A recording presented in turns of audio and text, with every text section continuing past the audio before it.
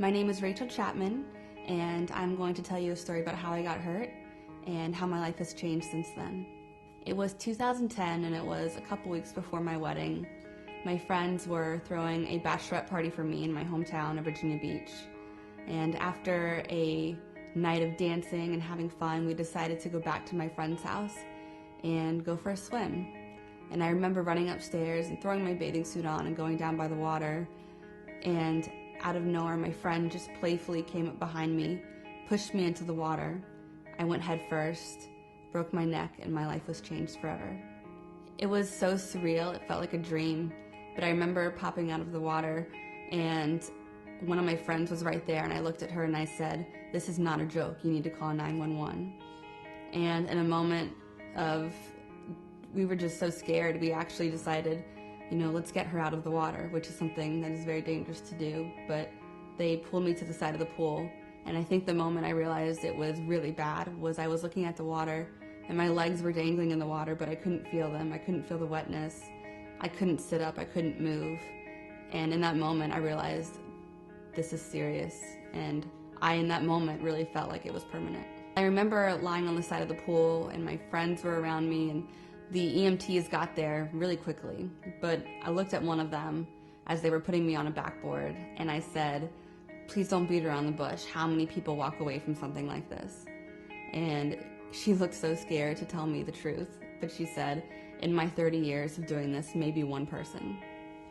And I think in a moment of trying to get through it, I said, "Well, I'll be the second." And it was just like it was like I'm going to survive this, I'm going to be okay. I was just maybe lying to myself, I don't know, but I went into the ambulance, we went to the hospital, and when I got there, I did a bunch of tests, and the doctor came in, he did a few tests, and he looked at me and he said, "I'm so sorry, but you are quadriplegic and this is permanent, you won't walk again." When they told me I was never going to walk again, the only people in the room were the doctor and my parents. And I remember looking over at them and they just fell into each other's arms. They were heartbroken. And I think that is the one thing that will be stuck in my mind forever, is seeing how their world just shattered right in front of them. When I got hurt, my fiance was actually on a guy's trip with his dad, camping in North Carolina. And so when I got hurt, everyone asked me, "Where's Chris? How do we call him?" And I had no idea exactly where he was. We didn't even think about it. I was going home for a girls' weekend and he was going off with his dad. But it took a lot of phone calls, a bunch of park rangers, and a sheriff to get to him.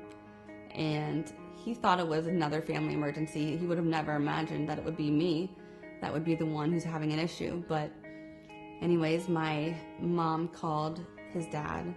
His dad got the news. And then he looked over at Chris and told him that I had been in an accident, I had been pushed into the water, and I needed to come home right away. A cure would mean being able to get up out of bed on my own.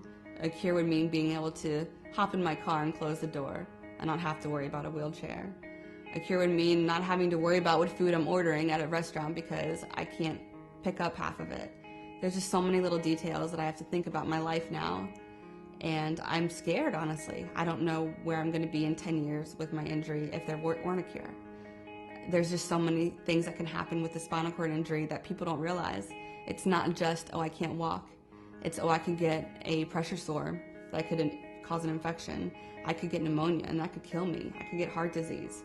There's so many things that are involved with this injury that are terrifying. And a cure would mean not having to be scared anymore.